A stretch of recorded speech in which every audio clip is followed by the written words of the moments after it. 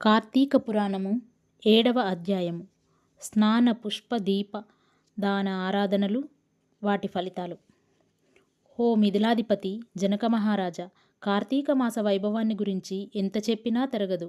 ఈ మాసం ఇహంలో మానవుని తరింపజేయడమే కాదు, పరంలో ముక్తిని కలగజేస్తుంది. ఈ కార్తీక మాసంలో ఆచరించవలసిన పనులు, చేయవలసిన దాన ధర్మాలు, వ్రతాలు, క్రతువులు ఎన్నో ఉన్నాయి. వాటన్నింటితో కూడిన కార్తీక వ్రతాన్ని పరిపూర్ణంగా వినిపిస్తాను. సావధాన మనస్కుడవై విను. రాజర్షి, కార్తీక మాసం శుద్ధపాడ్యంతో మొదలవుతుంది. ఆనాటి నుండి 30 రోజులు సూర్యోదయ సమయానికి ముందుగా నక్షత్రములు ఉండగానే నదిలోనో, నదంలోనో, తటాకం అనగా చెరువులోనో తలమీద స్నానం చెయ్యాలి. శ్లోకం.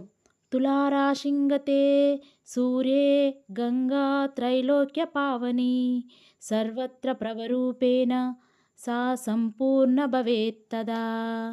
ఈ మాసమంతా పరమ పావనమైన గంగానది సమస్త నదుల్లోనూ, నదాల్లోనూ, దిగుడు బావులు, చెరువులు మొదలైన వాటన్నింటి అందు ద్రవరూపంలో కలిసిపోయి ఉంటుంది. కనుక నీటిలో మునిగి తలస్నానం చేసి దోసిళ్లతో 3 సార్లు నీళ్లు తీసి ఆ నీటిని సూర్యునకు ఆద్యంగా ఇచ్చి బయటకు రావాలి. తరువాత పొడి బట్టలను కట్టుకొని తలను పొడిగుడ్డతో శుభ్రంగా తుడుచుకొని ఆరబెట్టుకోవాలి. వార్ధక్యం వలన కానీ, ఆరోగ్యం సరిగా లేని కారణం చేత కానీ, అవకాశం లేనప్పుడు కానీ, మరే ఇతర కారణం చేతనైనా కార్తీక మాసం నెల రోజులు స్నానం చేయలేని వారు, నెల రోజులు చేయలేని సమయంలో కార్తీక మాసంలోని ఆదివారం నాడు కానీ, శుక్లపాడ్యమి నాడు కానీ, పూర్ణిమ నాడు కానీ పైన చెప్పిన దేని ఎందైనా స్నానం చేస్తే ఆ మాసమంతా స్నానం చేసిన పుణ్య ఫలితం తప్పక లభిస్తుంది. ఎటువంటి సందేహం లేదు. స్నానం చేసిన తర్వాత ఇష్టదైవం యొక్క ఆలయంలోనో, హరిహరుల ఆలయంలోనో దేనిలోనో ఒక దానిలోనికి వెళ్ళాలి. గోపురద్వారం దగ్గర కానీ, స్వామివారి దగ్గర కానీ దీపారాధన చేయాలి. ఆ తర్వాత ఆవునేతితో కానీ, ఎవరికి అందుబాటులో ఏ నూనె ఉంటే దానితో కానీ పిండి ప్రమితితో దీపాన్ని వెలిగించి దానిని దక్షిణ తాంబూలాదులతో భక్తి శ్రద్ధలతోనూ ఒక సద్బ్రాహ్మణునికి దానమివ్వాలి. అన్ని విధములైన జ్ఞానాన్ని, సమస్త సంపదను ప్రసాదించే దీపదానాన్ని చేస్తున్నాను. దీనివలన నాకు నిరంతరము సుఖము, శాంతి కలుగునుగాక అని చెప్పుకుంటూ దీపదానం చేయాలి. భగవంతుడిని భక్తి శ్రద్ధలతో ఆరాధించాలి. విష్ణుమూర్తిని కమలాలతో అర్చించిన వారింట్లో కమలాసనులైన శ్రీ మహాలక్ష్మి స్థిర నివాసం ఉంటుంది.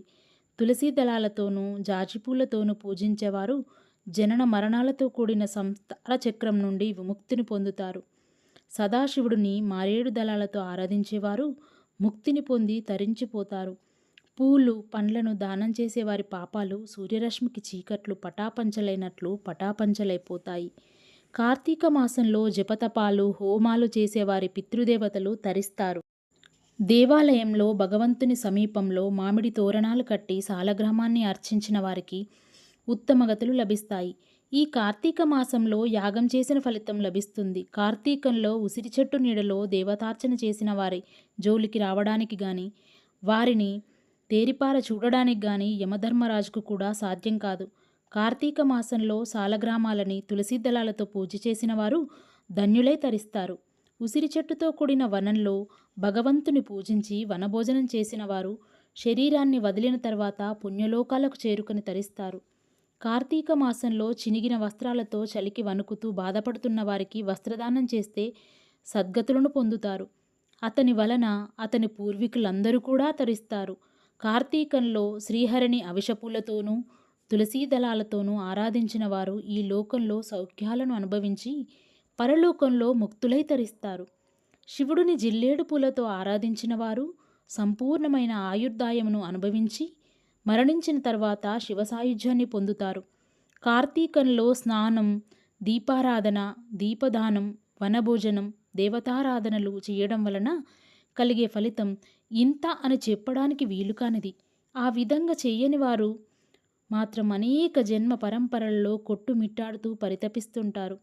కార్తీక మాసంలో ఇతరులు వెలిగించిన దీపాలను చూసి ఆనందించేవాళ్ళు, పూజా పునస్కారాలలో ఇతరులకు సాయపడేవాళ్ళు, భగవదారాధనకు, సమారాధనలకు సహకరించేవాళ్ళు, పురాణ కాల కాలక్షేపాలతో పాల్గొనేవాళ్ళు, ఆలయాలలో దేవతాస్థుతులను గానం చేసేవాళ్ళు, ఈ లోకంలో సుఖశాంతులను, పరలోకంలో దైవ సాన్నిధ్యంలో ఉండి చివరకు ధ్రువలోకానికి చేరుకుంటారు.